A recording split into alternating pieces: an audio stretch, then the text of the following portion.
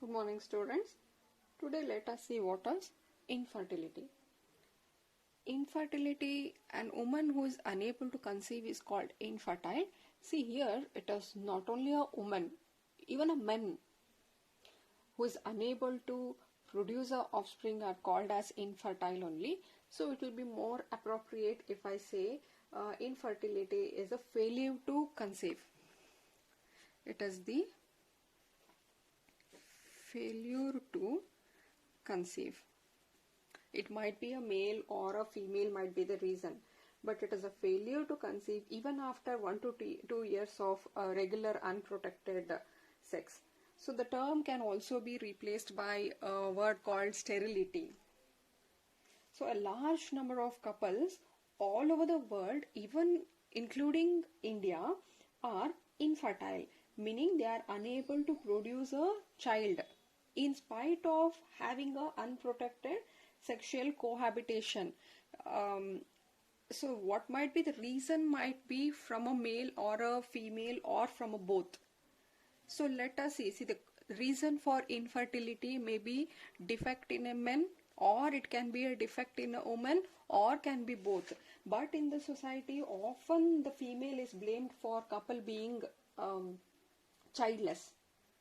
But more often than not, the problem might lie even in the male partner. Clear? So, if a couple is unable to conceive even after unprotected sexual cohabitation, you call it as infertility. And the reason for infertility may be defect in case of a man, or it can be the defect in a woman, or it can be seen in both. So let us see what are the some common causes for infertility in case of men. So coming to a condition called oligospermia. See here, oligospermia meaning to maintain the fertility.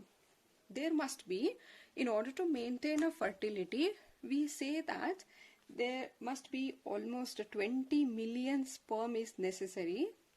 20 million sperm in 1 ml of semen.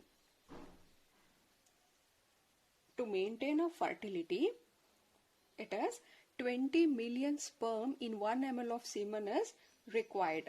Now you know all this, right? So when the ejaculation is happening, at one ejaculation 2 to 2.5 ml of semen are released. So out of that, in 1 ml of semen, we need at least 20 million sperm is needed for having a fertile to maintain the fertility. If the sperm count is less, the less number of sperm, that is less than 10 million instead of 20, if there is only 10, this less number of sperm condition is called as oligospermia. This can result in the infertility. That is, you can see the sterility. Here sterility is due to less number of sperm, and that condition you call it as oligospermia. Next, second one is called as azoospermia. Azoospermia here, sometime due to infection, maybe due to some infection caused by virus or bacteria, or might be some diseases, they will affect the spermatogenesis process. If there is no spermatogenesis process occurring, that means what? There is no production of sperm. That is zero production of sperm. If this condition, that is when there is no sperm production at all and there is no sperm in the semen, you call such condition as azoospermia. Oligospermia is when the sperm count is less. And this is a condition where you cannot find no sperm in the semen at all. There is no sperm at all. That is called as azoospermia. Clear? And third condition is called as cryptorchidism. Cryptorchidism is a failure of testes to descend into the scrotum. See, we know that when studying the male reproductive structure, we have seen that a testis has been covered with a loose skin called as a scrotum, and this scrotum will maintain the low temperature. Usually it will maintain 2 to 2.5 degrees Celsius lesser than the body temperature, all that we have studied. Suppose if these testes fail to get into the scrotum, they are found outside the scrotum, that time the spermatogenesis process is affected, and this can also lead to the infertility, and that condition is called as when the testes fail to move into the scrotum. You call it as cryptorchidism. It is called cryptorchidism. What happens if it is not there in the scrotum? They causes more, body temperature is more, and we know that in order to spermatogenesis to happen, the temperature should be lower. Since the testis is outside, the temperature is more, and this will affect the spermatogenesis process. Hence again, this might be one cause for the sterility. And moving on, the fourth might be absence or blockage of vasa deferentia. So now we know this. Vasa deferentia is the accessory ducts which will carry the sperm from the testis. If there is a blockage in this vasa deferentia, or might be in any accessory duct, if there is any blockage or if there is any defect, that time also the sperms are not transported. So that can also be one reason for the infertility. And the fifth reason might be impotence. Impotence meaning it is a inability of a male to attend or hold an erection of penis long enough for normal intercourse. See, we know that in the insemination process, I told you that the penis will get erect, and this erected penis are inserted into the vagina, and ejaculation, when ejaculation is happening, this will deposit the semen in the vagina. If a male is unable to attend or to hold that erection, if that penis erection is not holded for long for a normal intercourse, then also it can be one cause for the infertility, right? So these are all some common. There might be other also, maybe because of deficiency in case of the hormones like FSH hormone or interstitial cell stimulating hormones. This can also lead to the decline in the production of the sperm, right? The causes for infertility in a man is 1. Less number of sperm, no production of sperm, and failure of the testes to get descend into the scrotum, or it might be the absence or blockage in the vasa deferentia, or it can be also defect in the epididymis, can also result in the infertility. And impotence, when the penis is not, the erected penis is not holded for enough time, then also it can cause to the infertility. Apart from this, even the deficiency in case of hormones can lead to the infertility, and inflammations of prostate glands and seminal vesicles, which are the glands secrete the plasma, seminal plasma. So if there is any inflammation in those glands, can also result in the infertility. Similarly, there are some reasons which are there which cause the infertility in case of women. So it is first one, maybe blockage of fallopian tube. So you now know that fallopian tube meaning there is a ovary, and it is the fallopian tube which will collect the ova, and it will help the transport of the egg. This is a fallopian tube, and this is a one which is going to collect the egg, and here how it passes.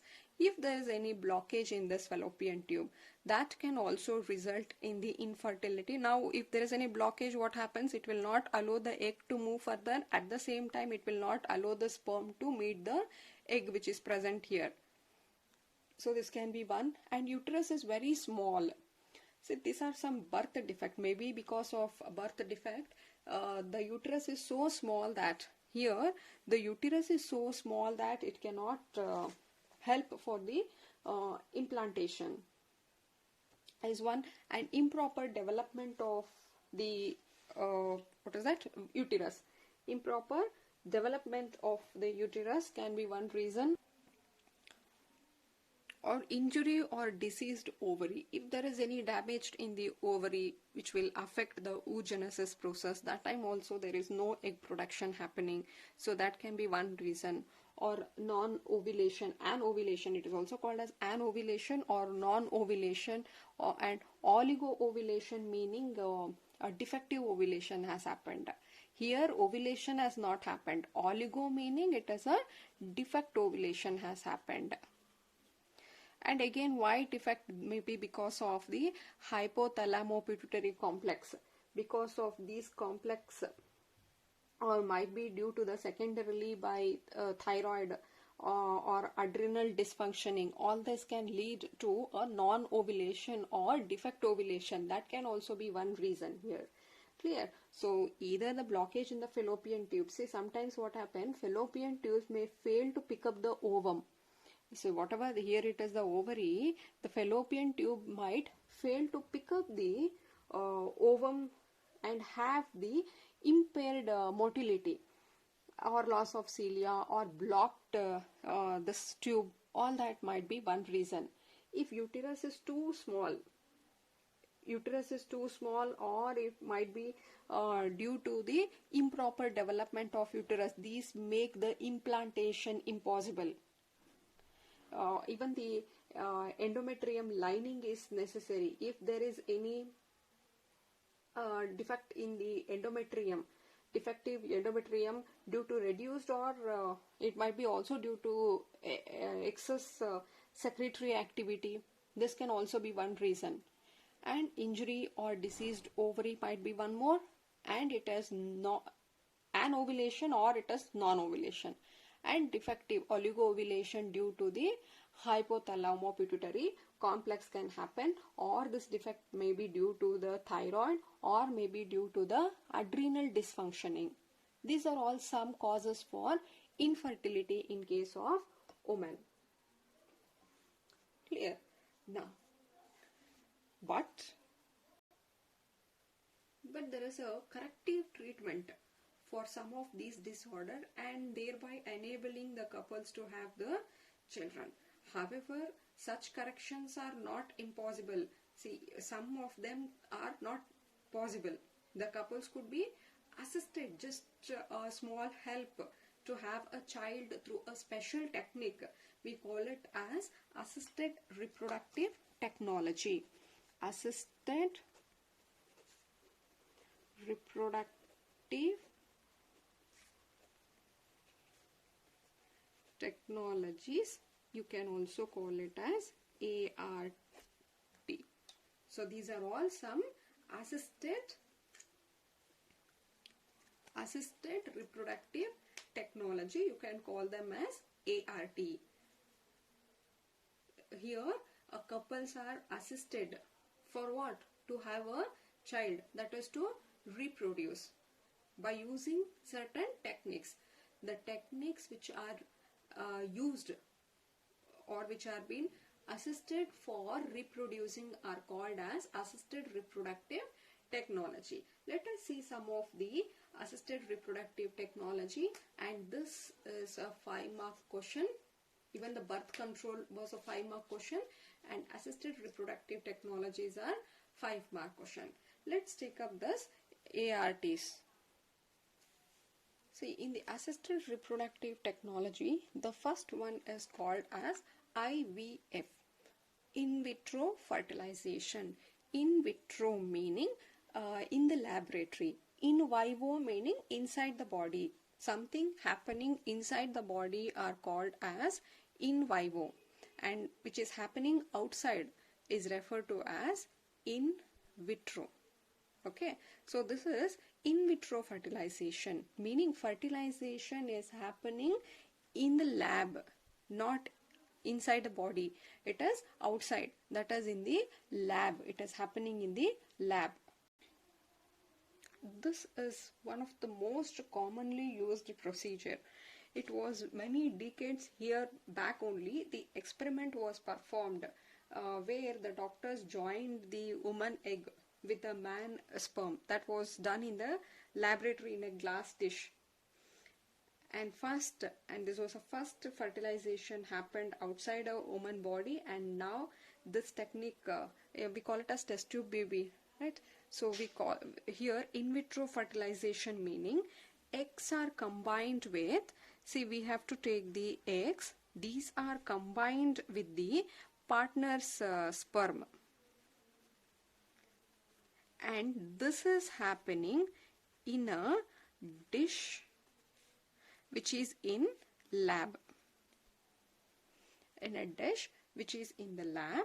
And once the fertilization, we will allow it to get fertilized, and once fertilization has happened, we know it results in the zygote, then it has to develop into embryo. See, we do fertilization outside. After that, this embryo, the resulting embryo develop from 3 to 5 days. After zygote, it is only 3 to 5 days. After that, immediately we take this and we will place it into the uterus of a woman, of a female. Clear? I'll repeat once again. In vitro fertilization, or you can call it as a IVF method. This is one of the most commonly used procedure.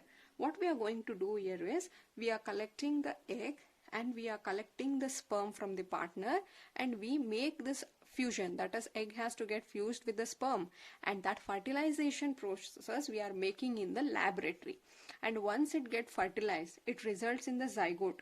We just allow for 3 to 5 days to develop. After that, immediately we will place this 5 days old embryo into the uterus bag, and that method is called as IVF. Clear? Just go through it. IVF. Make the fertilization outside, then transfer the embryo. You call it as IVF. And second method is called intracytoplasmic sperm injection, in short ICSI.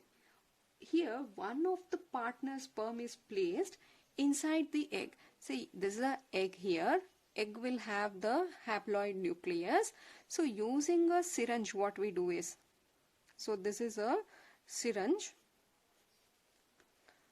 needle, right? So now here is the sperm, partner's sperm here. Partner's sperm. So this sperm is directly introduced into the egg. Here we didn't do that. Here it was the egg. We just added that egg with the sperm. In this case, we are making the sperm nucleus here to enter into the egg.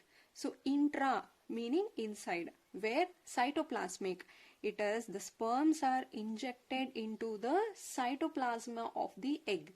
So this is the egg and the sperm here. Entire sperm cannot be injected. It is only the nucleus will be injected into the cytoplasm egg. So that is why it is called intracytoplasmic sperm injection.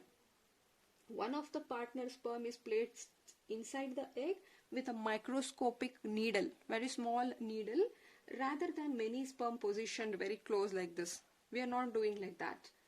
And once fertilization is happening, after fertilization, when these two get fused, when the nucleus of these two get fused, we call it as a zygote, right? And then it is the embryo. Again, same thing, we have to place this back into the uterus. That is called intracytoplasmic sperm injection. Third one, you call it as gamete intrafallopian transfer. In short, you call it as gamete intrafallopian transfer, gift. As the name indicate, gamete is being transferred into the fallopian tube. Intra meaning I told you inside. Where you are putting the gamete? The gamete you are just putting them inside the fallopian tube. that is called gamete intrafallopian tube. So here what happens, see, when a woman is unable to produce an egg, so this is the fallopian tube, but this lady is unable to produce the egg. Therefore, we just take a donor egg. So this is being collected from a donor. These donor egg is taken. Here egg is nothing but the gamete. So these donor egg is introduced into the fallopian tube of another female. Getting? This female is unable to produce the egg. I told you it is a non-ovulation, or it might be in case of if for some reason, hormone or some reason, she is unable to produce the egg. That time what we do is we just collect the egg from the donor, and that donor egg is introduced into the fallopian tube of this lady. Now egg is waiting here, and the normal phenomena happens, that as the sperm will come, a partner sperm will come, it will fuse with this egg, and then it will get zygote, blastomere, then it goes and implant into the uterus. Further process happen normally. Only her problem was she was unable to produce the egg. Therefore, we have replaced with the donor egg. That's all. And fourth one, it is called as zygote intrafallopian transfer, or you can call it as GIFT, zygote intrafallopian transfer. Here, as we can see, here it was a gamete which we have transferred. Here it is a zygote which we are going to transfer. So now what we do is, there is a female, you have to collect the egg, and this egg can be taken from the wife or from the donor.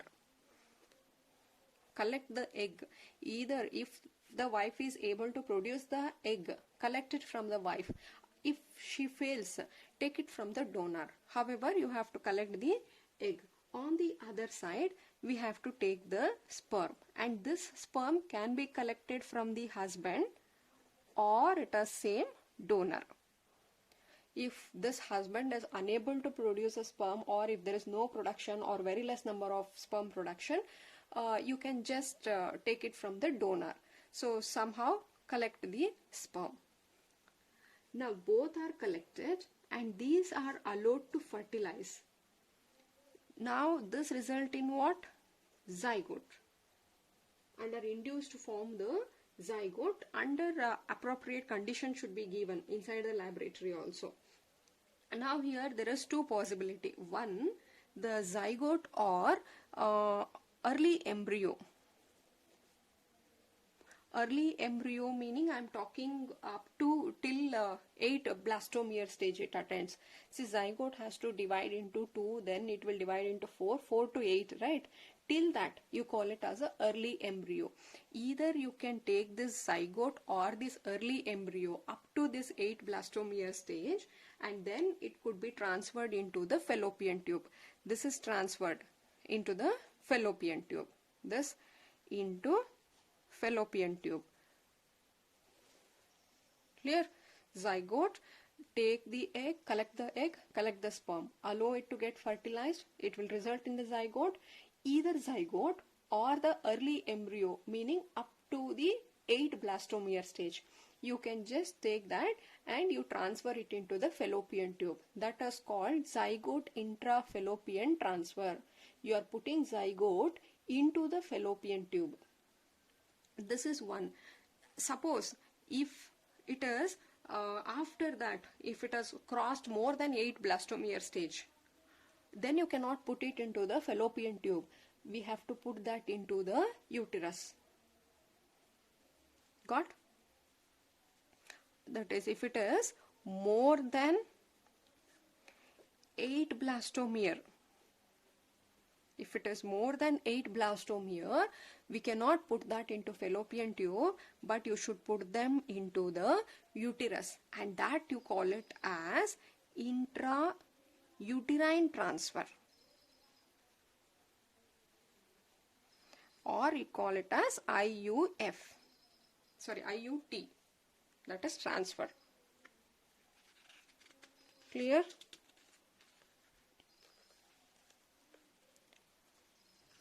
And the last one is called artificial insemination, or it is AI, artificial insemination. See, we know what is insemination process. That is a transfer of semen into the vagina of a female tract. You call it as insemination. Here, artificially we are doing it. If infertility of male is due to inability, that as I told you, in case of impotence, where he is unable to hold that erected penis. So that time what we do, artificially, the semens are collected. The semens are collected from husband. See, this husband might be impotent, that is, he is unable to hold the penis erection, but still he will be producing a normal sperm and the semen. So what we do is, we will just collect those semen from the husband itself, or if this is also not there, if he is unable to produce the sperm, then it has to be taken from the donor.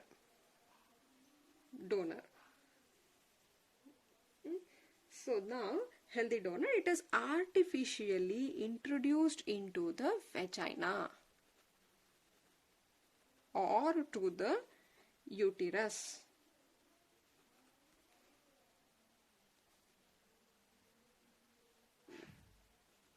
Vagina or to the uterus. I'll repeat again. Insemination is a process of transfer of semen into the vagina. But here what we are doing, artificially we were making a semen to get introduced into the vagina. That is why the name artificial insemination. Here the semen can be collected from the husband if he is producing a normal sperm. Otherwise they can also be taken from the donor. And one possibility, put them into the vagina. That time you call it as artificial insemination. Or you can put them into the uterus, into further depth, that is into the uterus. That time you call it as intrauterine insemination. Clear? See, if you read the words carefully, you can understand here. Insemination, deposition of semen into the female tract, where you are depositing into the uterus. So these are all some of the assisted reproductive technology. We'll just repeat once again. Very important, this will be asked for 5 marks. So one is IVF. Heading, then explain. Here, what we do in IVF, we are going to collect the egg, we are going to collect the sperm. And then again, they are made to fuse in the laboratory. And then they develop into zygote, and then these between these we have to put them into the uterus pack. This is IVF. Intracytoplasmic sperm injection, using a microscopic needle, the sperms are directly introduced into the cytoplasm of the egg. That is the second method. And gamete intrafallopian transfer, where the gamete is the egg. The donor egg is collected and that is put into the fallopian tube of a female. And fourth is called zygote intrafallopian tube. That is, take the egg, collect the sperm, make it to get fused, you will get the zygote. Now, either the zygote or the early embryo. Early, when you call it as early, up to 8 blastomere, you call it as early embryo. These are placed into the fallopian tube. Either zygote or early embryo, they are placed back into the fallopian tube. That is the zygote intrafallopian transfer. And here the same thing, there is one more possibility called intrauterine transfer. Intrauterine transfer ali, what we do is, the zygote, after it has developed into 8 blastomere, clear, from zygote 2 to 4, 4 to 8, 8 to 16. After that, once if it has crossed 8 blastomere stage, if you want to put them, we will put them into the uterus. Therefore, it is intrauterine transfer. And lastly, the artificial insemination, where the semens are taken from the husband or from a healthy donor and it is made to introduce into the vagina, is one case, or you can introduce into the uterine. If you introduce into the uterine, you call it as intrauterine insemination. And there is one more possibility, that is a surrogate mother. Suppose a woman, see all this, if there is a defect in the egg production or in the fallopian tube, you can follow any one of these methods. If there is no production of egg, just you can go for this, that is a donor egg can be transplanted. If you imagine there's a blockage in the fallopian tube and that is not working properly, then you can go for uterine transfer. Directly you can put it to the uterus. So what happens if uterine itself is very small and if there is any defect? So it is now unsuitable for implantation or for the gestation period. That time there is one more option called use of surrogate mother. Another woman will carry the embryo or the donor embryo. That time what we can do, same, you can collect the egg from the wife. You can just collect the egg from the wife and you are going to collect the sperm from the husband and we are going to fuse, that is fertilization, and this can be introduced into the surrogate mother. Gametes are from husband and wife, but the embryo will be carried by this surrogate mother.